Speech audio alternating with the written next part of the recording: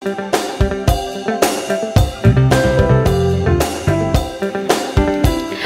African jazz has developed in many stages and forms a huge part of our country's history. Now, 30 April, which is tomorrow, will mark International Jazz Day, an initiative to establish South African and Continental jazz to foster unity and education in the arts. The worldwide event was established by UNESCO with the objective to celebrate jazz as an educational tool and a force for peace and unity. It's also a day which draws public attention to jazz and its remarkable heritage. Well, to tell us more, we are joined in studio by Brenda Sisane, who is the organizer of International Jazz Day. Good morning and welcome. Hi, good morning. Such a pleasure to have you. Look stunning. Brenda, tomorrow marks International Jazz Day. Take us through the significance of this day, particularly looking at the influence that jazz has had on societies, on the politics of the world and the like. Thank you so much for that opportunity. Firstly, I'd like to take a moment and appreciate Brahima Sikela, because in fact the first time I heard of this movement, it was a picture of him performing at UNESCO when they launched this project in 2011. He was one of the founding ambassadors of International Jazz Day. And I mean, if you look at Brahu's career span and his commentary and narrative, all of it was about freedom, all of it was about freedom of hue and social justice, amongst other things, and also, you know, just promoting creativity and the excellence of Africans that he was, for instance. Certainly, yeah. and jazz has played such an important role, particularly to South Africans and our history. Take us through some of your thoughts and opinions or early memories of having experienced jazz and how you found its messages or social messages were articulated through the music. You know, for me, when I discovered the music, it was a natural process because it was played at home, but also because it's a music of reflection, of listening. You take time to listen to jazz.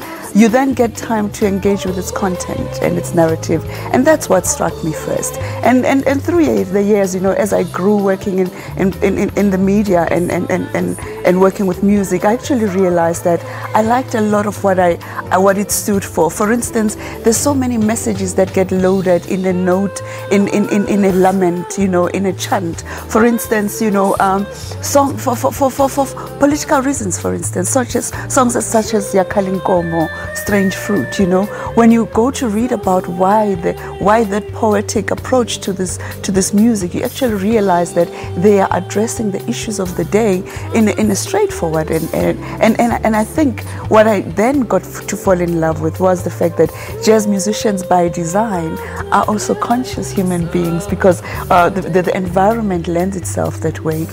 For South Africa, I think jazz has served us well during our political struggle for freedom, for instance, because it was a platform through which we could express ourselves, through which we could share with the world what is happening to our society, but also through which we could somehow heal ourselves and calm ourselves in terms of, you know, what was challenging us at the time. And when you look at our society today, do you feel that jazz music is still being appreciated for the many dynamic things that it is?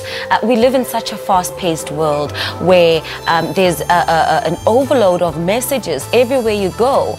It's loads of advertising. It's on the highway. It's on the radio. It's on social media. Do you think we actually appreciate jazz music for what it is, to sit and have those conversations with ourselves and those around us, reflect on our actions and the actions of others, reflect on our world?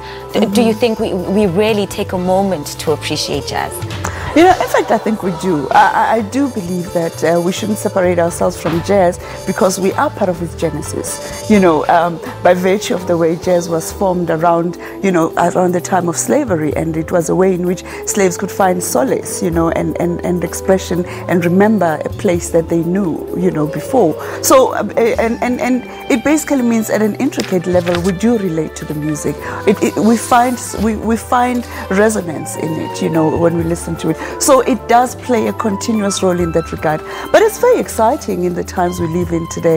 In fact, I was reading an article written by a colleague, or should I say a counterpart of mine, from the UK, and she was writing an article about the new explosion of jazz and sort its of the young, evolution. vibrant, and vibrant energy, and talking about that young people are not even asking, are not even asking for permission, because they're just joining the band and taking the message forward. In this world of today, with so many messages, jazz finds again more resonance, because it is a music based on collaboration, on giving each other a chance, on community building. So it literally does thrive, because I think intrinsically all of us want a place of peace in that regard, and when you find music or an art form that allows you to engage that way, it literally it becomes a favor, doesn't it? And I think it remains exciting in South African terms to see so many young people being so unapologetic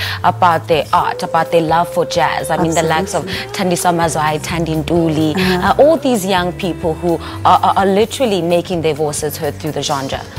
It's fabulous to talk about young people and the genre, particularly for me, because I think it's when people are the most edgy is when they're young, because they're unafraid, to take chances and to experiment more than anything else. But I always say that all these jazz musicians that we look to up to throughout the years were young when they were making such powerful statements. So I do believe that it is young music, and it's forever. It's timeless. So, absolutely, I agree with you. Thank you so much for your time. Thank you. I wish we had more time. Brenda Sisane, truly appreciate you having come Thank you for having to me. the show. That was Brenda Sisane talking to us about International Jazz Day, which is set to take place tomorrow. And of course, she gave us a glimpse into her thoughts about the current state of jazz in our country.